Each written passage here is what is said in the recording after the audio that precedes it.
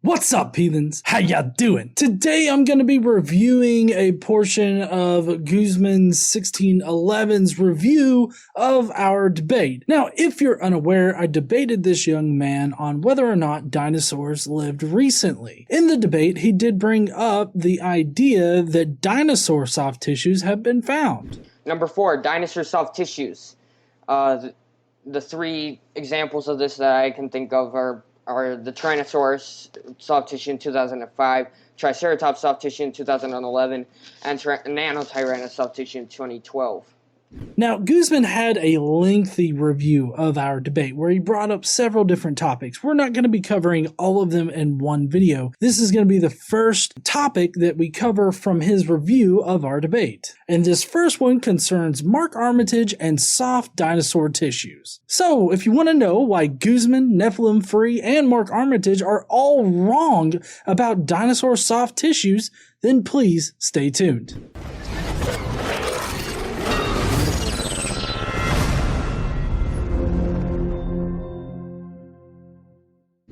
So let's talk about soft tissue while we're doing this. I mean, like, cause I brought up soft tissue in my opening. I brought up Mary Schweitzer's thing just very, very briefly in the thing. I didn't want to emphasize that because I am aware of her quote in the Smithsonian magazine.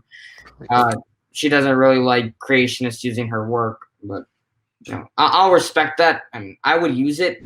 That's not how I remember it happening. Luckily, though, we have video that we can go back to. Roll the clip. Number 4, dinosaur soft tissues. The three examples of this that I can think of are the Tyrannosaurus soft tissue in 2005, Triceratops soft tissue in 2011, and Nanotyrannosaurus soft tissue in 2012. And then you mentioned soft tissues, and I would love for you to expound upon this because I'm fairly certain I know who you're going to bring up, Mary Schweitzer, and in fact she hates it when you do the exact thing that you did in the opening of your debate. She hates it when creationists use her work to suggest that soft tissues were found because that's not actually what was found. What was actually found were circular sort of things that were located in the general area of where blood veins would be. And they didn't actually find soft tissue. They found little portions of what would be in soft tissue that were preserved in the fossils. And because of the type of material that it was able to decay at a much lesser rate than regular soft tissue. So there has been no soft tissue of dinosaurs found. And if you use Mary Schweitzer, then you're really betraying her entire reason for doing that, because Mary Schweitzer is a Christian and she feels like her scientific study of the natural world brings her closer to God. So she's not an atheist or anything like that. She's a Christian who's a theistic evolutionist. So, no, technically, you did not bring up Mary Schweitzer. So, I mean, you didn't, but you also brought up Mark Armitage, which you're about to get into. But, there are other soft tissue finds, if you're aware. Like, there's Dr. Mark Armitage, his finds.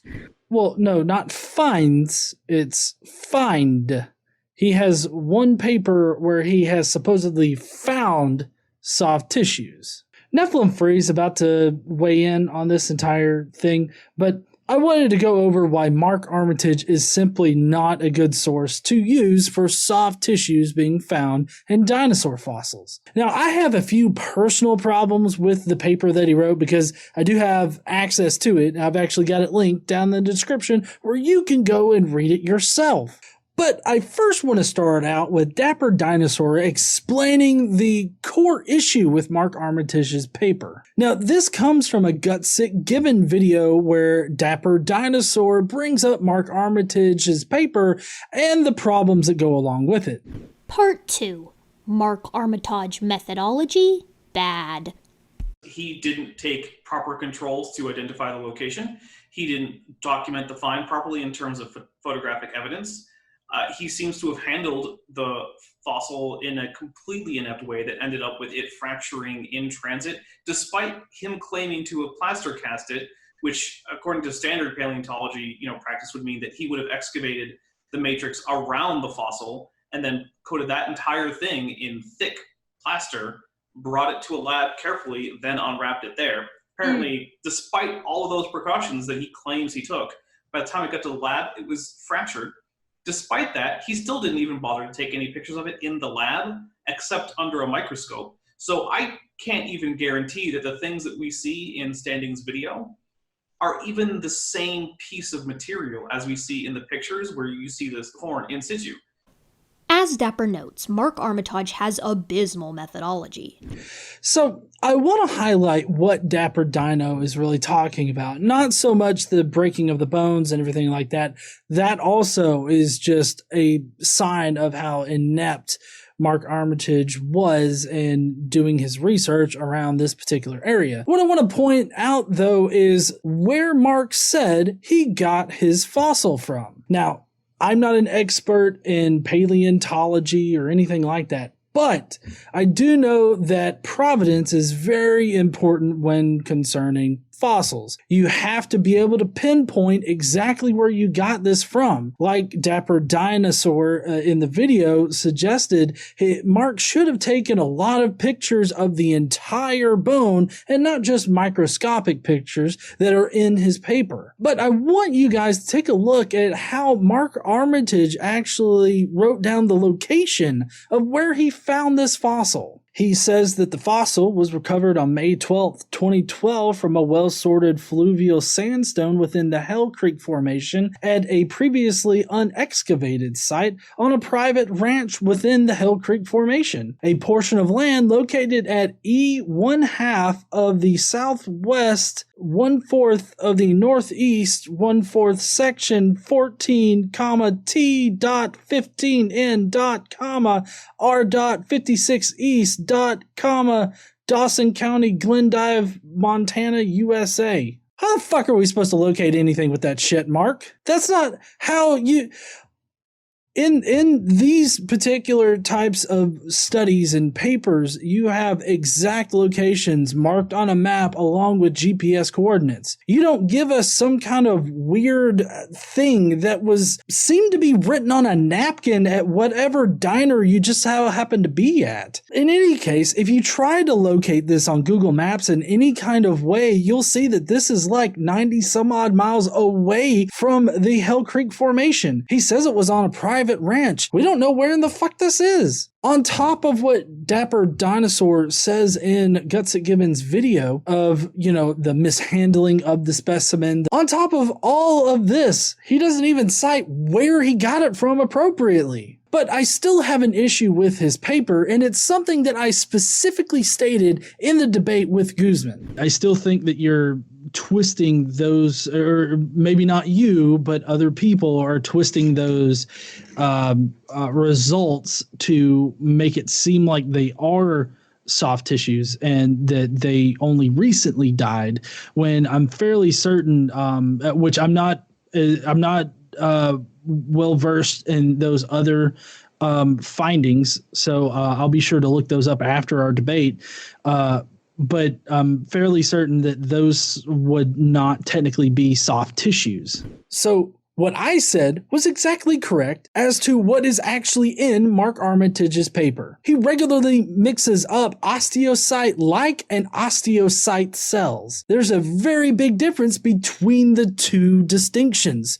One is osteocyte-like, meaning that it's not a cell, it's just like a cell. It has similar structures that would indicate that it probably was a cell at one point in time. He switches constantly from cell-like to cell as if to sort of confuse the reader as to what he's even fucking talking about.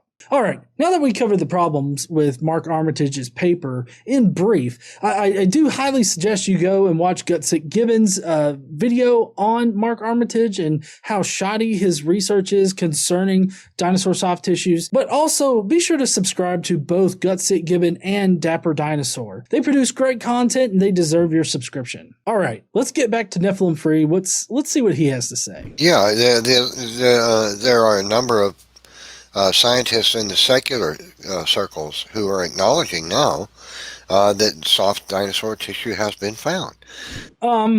Nephilim Free, citation fucking needed, please. I would love to hear about the scores of scholars out there that are admitting to soft tissue dinosaur finds. And so they've essentially begun to recant their claim that it's not soft tissue. And because there's just no way around the evidence.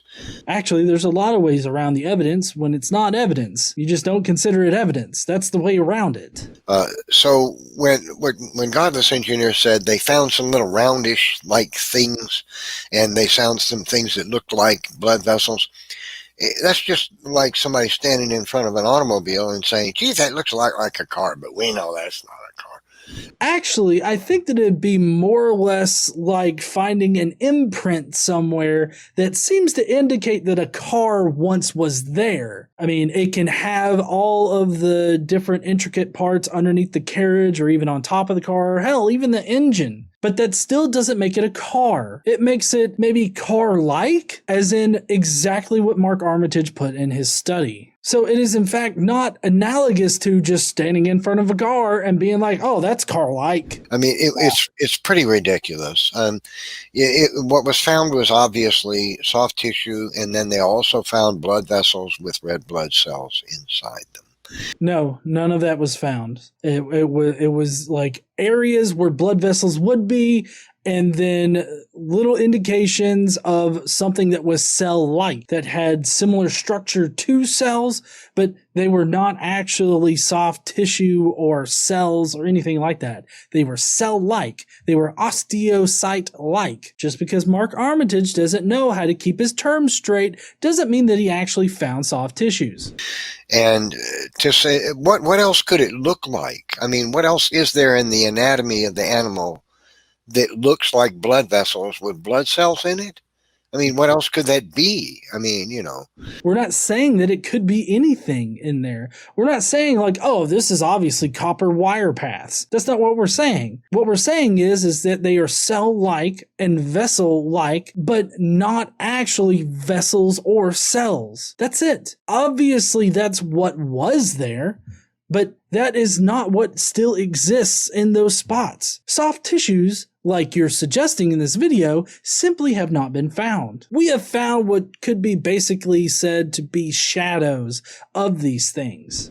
So, but what the evolutionist camp has done now is they've tried to say that iron could have preserved this, and that's the reason it can be as 60-something million years old. And actually be preserved like that. But well, yes, this is the scientific explanation as to why certain organic materials could exist up until this day, even though the organism died out long ago. That's been studied, and the iron claim just doesn't work. Citation fucking needed, Nephilim Free.